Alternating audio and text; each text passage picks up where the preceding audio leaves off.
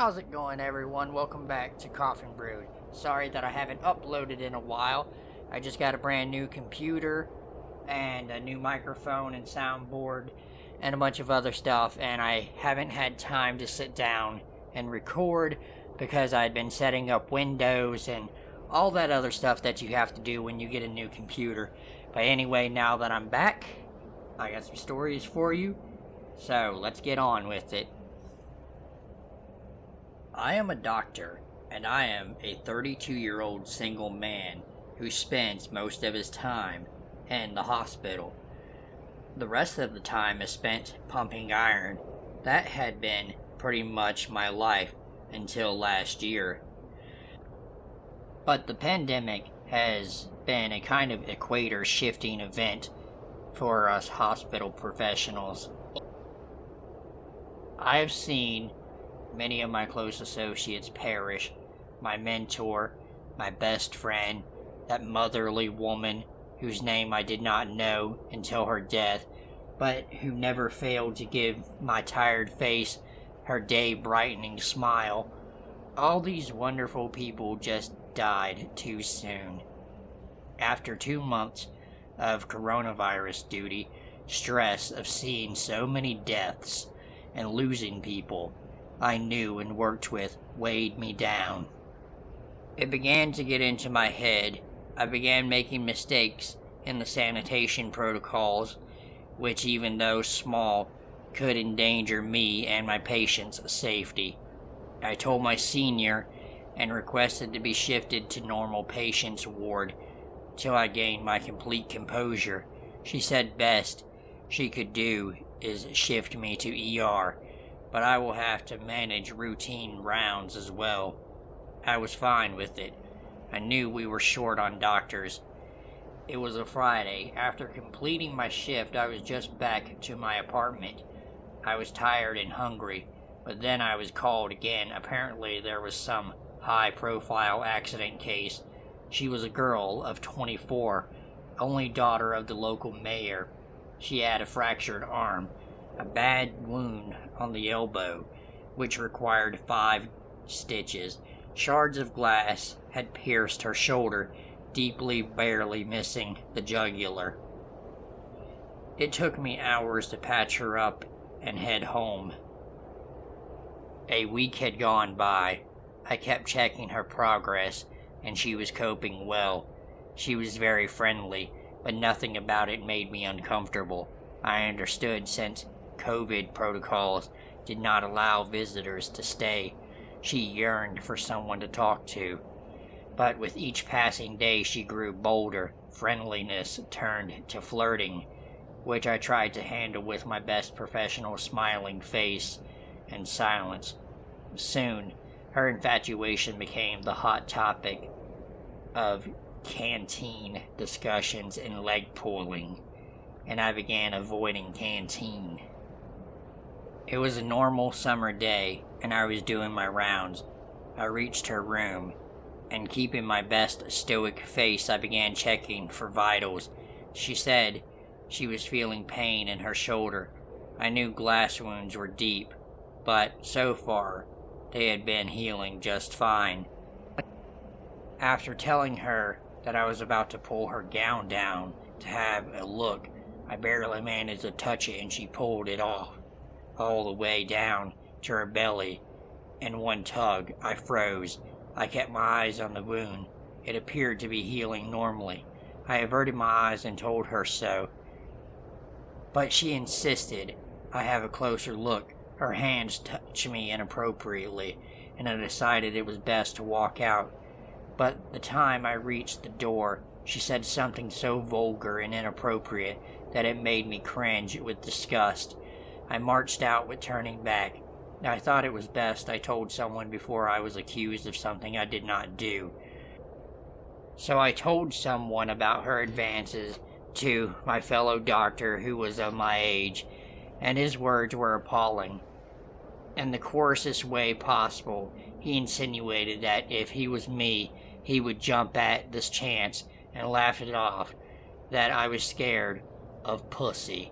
I decided it was best that I got back to COVID duty and stay clear of trouble. And I easily got that. I did not see her, and heard she was discharged. I almost forgot about her in the rush of corona patients. A week later, she was admitted with mild COVID symptoms, and her father literally arm-twisted hospital management by holding supplies to provide her with private ward and special care. All of a sudden, she became the most important patient. People were dying in the hospital daily. People's organs who were failing them, whose oxygen saturation was making them struggle for each breath, and we were short to just 4 doctors. The rest were either infected or quarantined by now, and here hospital's MGT was busy providing VIP treatment to an insolent brat. After 2 days, I had to go check on her. She had a fever. PPE kit made it difficult for her to identify me, but as soon as I was introduced myself, she had this bizarre smile on her face. She looked unstable, with her messy hair, sweaty and sick look. As I reached her, she caught my PPI suit in her hand. Her nails were digging into my polymer, nearly tearing it apart. Shocked, I tried to pull back, but she began rambling sexual stuff amidst her crazy, uncensored yelling. I checked what I had to, and pulled out of her hold and exited the room. Later that day, I talked to management. They took it casually because they had a bigger issue at hand, like the pandemic. And what harm can a woman do to a buffed up 6.5-foot guy? Hearing this, I decided that it was time I left this place for my own mental peace. I resigned and joined another hospital in a different state. More than half a year had passed. I still feel like a quitter. I feel frustrated. In all of this fiasco, I was asked thrice if I was gay by people on my Facebook. If I do not want to be intimate with some woman because I don't like her or because of my professional ethics, it doesn't make me gay. And harassment affects men mentally too. Maybe not on the scale women face, but we are not steel. We have feelings too.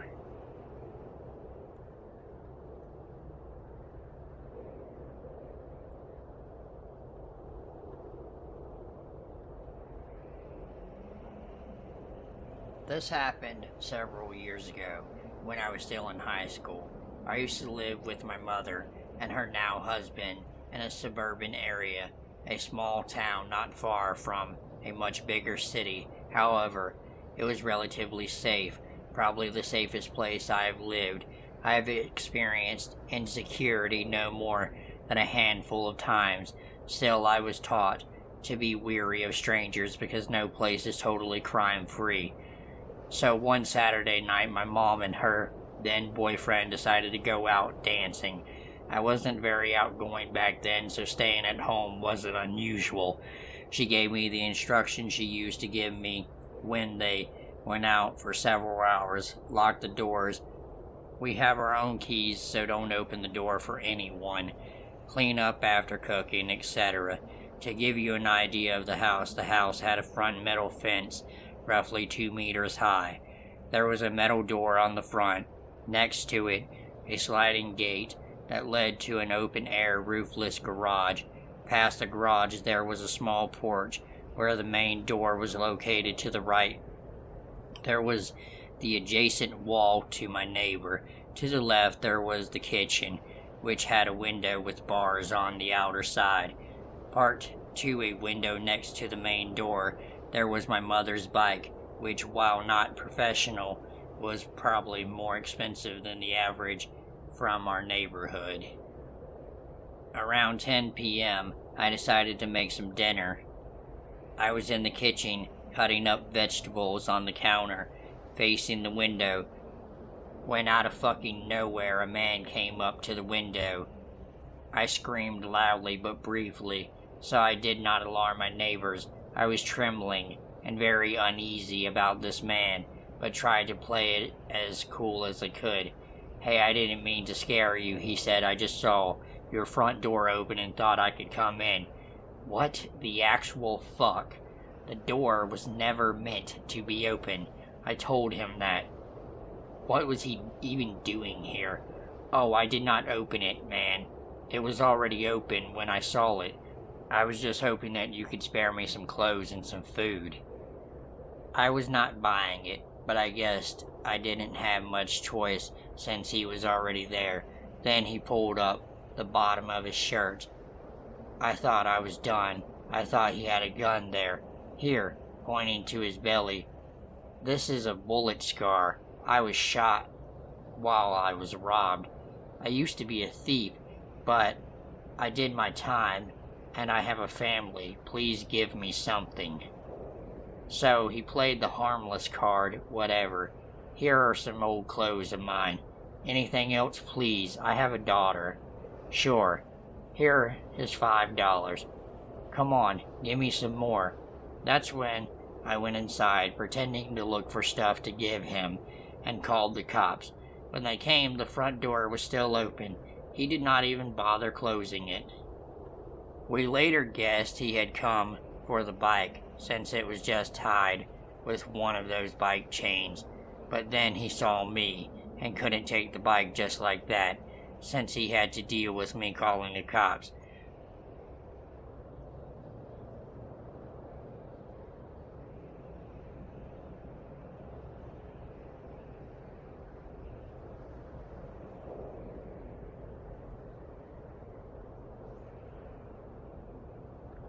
I have been thinking about this story a lot. I had a nightmare about it recently, and after telling it to my boyfriend for the first time, he said that maybe writing about it will help. I often do write to cope with things, so I figured I might as well get a little karma out of my story. So, this story takes place 10 years ago. I was 14 at the time. I grew up on an old farmhouse far out on a rural road. Cornfields surrounded our home, and our closest neighbors were 2 to 3 miles away. The closest town was maybe a 15-minute drive. One thing that was really nice about living out there was that you didn't get a lot of strangers knocking at your door to either sell or talk religion with you, but we did get a few. One night, it was just my mother and I home making baked goods for a fundraiser for my little brother's Boy Scout troop. Dad and brother were out helping my uncle with some cows, if I remember right. We were bustling around the kitchen, talking and laughing. Mom and I always have been close, so we heard a knock at the door, just a normal, average knock. Mom hummed to herself and took off her dish gloves to open the door. I stood at the kitchen island, rolling out some dough for a couple of pies, but also watching my mother go to the door. I had a slight feeling of anxiety in my stomach, but chalked it up as being one of my normal flurries. As my mom walked towards the door, the person on the other side gave another tap, this time in a rhythm. Tap, tap, tap, tap, tap. My mom stopped. She turned and started walking back into the kitchen with a look on her face. She went to our kitchen window that faced out towards our porch. She went to the side where you'd be able to see the porch clearly. My mom pulled the curtain back just enough to peek and not to be noticed from the outside. The look on her face deepened. She went to the other side of the window then to look out at the driveway. I had stopped what I was doing altogether at this point, deciding that the pie crusts probably weren't important in this moment, as the feeling in my stomach was a fully blown fury. Mom's eyes widened as she looked out. She closed the curtain and looked at the floor. The look on her face was angry, but also scared. She walked over and grabbed my wrist. She walked us to the closet, and as she quietly asked me if I had my cell phone, I did. She pulled out my dad's prized Louisville Slugger out of the closet. The person at the door started banging the door hard. I gasped a bit. Mom looked at me and shushed me. She then took my arm again and walked me towards my parents' bedroom, locking doors and windows as we went. At one point, she stopped at a window in our living room and peeked out of it. She closed it quickly and let out a frustrated noise. We got to the bedroom and she pulled me in and locked the door. She took my phone and began dialing as she gave me the bat, sat me down on the floor on the side where I'd be hidden from the door, and opened the closet to get the gun case. She talked quietly in the phone. I was terrified and couldn't focus on what she was saying. She pulled out my dad's shotgun and loaded it quickly. I looked at her scared. As she hung up, she pulled me up again and walked me out of the bedroom. We crept back over to the other side of the house where the bathroom was. Mom gave me my phone and ushered me inside. "You need to listen to me. There are some men outside and they're walking around the sides of the house," Mom said. I looked at her with wide eyes. I could feel myself shaking. "Why? What do they want?" "I don't know, but you need to stay in here, lock the door, and don't come out until I tell you to, understand me?" I nodded, and she squeezed my shoulders. "I'm going to barricade the door from the other side. I will not move the barricade until I let you know that it is me." I understood what she was saying immediately. "Crawl out the bedroom window and run if it is moved otherwise."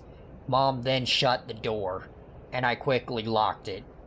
I heard her move the quilt chest in front of the door, a very heavy box with lots of quilts from over the years. I sat on the floor in front of the window, clutching the baseball bat. I sat there for what seemed like hours, but was actually 5 minutes. While I sat there, I heard footsteps outside the window, 2 deep voices quietly talking. "You sure they're in there? Maybe. Nobody's home." "No, there's at least 2 women here. I heard them talking at the door. Saw a guy and a kid leave when we passed the house earlier."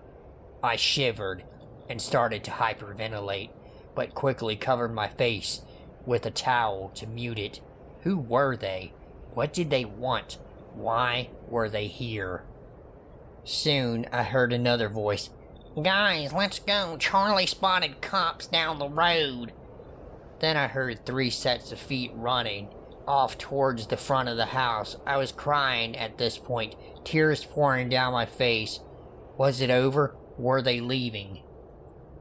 A few more minutes go by, and I hear a man's voice in the house. I started to panic and huddled into the corner of the bedroom. I heard my mom's voice on the other side of the bathroom door. "Sis, it's me. The sheriff's here. They're gone. I'm moving the truck." I got up and unlocked the door and opened it to find the sheriff and my mom moving the trunk out of the way. I quickly ran into my mom's arms, and we just stood there holding each other. The sheriff said he had a few more officers chasing down the van, and that he needed to ask my mom and I some questions. My mom nodded, and we walked to the kitchen where the smell of burnt cookies was in the air. The sheriff asked us a few questions, and then I found out what my mom had seen. When she looked out and saw the man who was knocking at the door, she knew something was off immediately. He was casually dressed, gym shorts and a wife beater, not something a salesperson or people of a church would wear when coming around. So then my mom thought that maybe his car broke down or something and he was looking for help.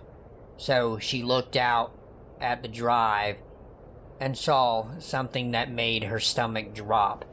There was a van in our drive, parked in a way that wouldn't allow my mother's car to leave, with a man in the passenger seat and another leaning, talking to the passenger side guy. But Mom noticed that both were still sitting there. The van was still slightly rocking, like there were more people inside, as my mom and I were finishing up with the sheriff when a deputy walked in. He looked pale. He looked at my mom, the sheriff, and me, and the deputy said, "Sir, we are able to catch up with the van. They lost control and swerved into the ditch, actually." The sheriff said, "Any of those bastards hurt?" The deputy replied, "No, sir. They're all fine, but, we do have them in custody." The sheriff quirked an eyebrow. "There were 5 men in that van. We asked them what they were doing out here and what they walked around the house like that they did." And the sheriff said, "And what the fuck did they say?" The deputy said, "They were vacuum sales people, sir. That they were a team out trying to sell the product they made." The sheriff scoffed a bit. "Well, Jones ended up checking the van and well, what? Do we have a drug bust or something?" The deputy gulped and looked at my mom and me again, and the deputy said, "No, sir, that's not what we found at all." Then took my mom outside and told her what they found. She was horrified and came back in sobbing and holding me. After that, they phoned my dad, and he came rushing home. My other uncle, a mountain of a man, stayed the night just in case. Dad and Mom spent no expense on a home security system after that, and taught both of us kids how to shoot and load a gun. My aunt and uncle gave us one of their German Shepherd puppies as well. Mom had him trained to be an attack dog, though you wouldn't be able to tell. When not in defense, he was a dopey, lovable puppy. This still wasn't enough to settle Mom, though, and Brother and I ended up going to self-defense lessons as well. My cousins were sent with us. It wasn't until a few years later that I found out what was in the van. Coincidentally, we were making cookies and other homemade candy for a Christmas party. I finally asked my mom about it. She was shocked that I asked, but knew that I would find out eventually. So what they found in the van, they found rope, tape, burlap sacks, and even sedatives, as well as guns and what the police described as burner phones. When they had taken all the guys back, and after hours of questioning, one of them broke and said that they were having no luck in napping anyone in town, so they went out to rural areas, the closest town in a very tight-knit community where everyone watches each other's backs. This terrified me. I would never have guessed. To this day, I'm very, very careful about whom I open the door for, and I can't sleep unless I have some sort of weapon beside the table. It's really shattered my trust in other people as well. I go out and automatically assume most people are going to hurt me. My therapist is trying to help me with this. I sincerely hope that I never have to go through the situation like this again.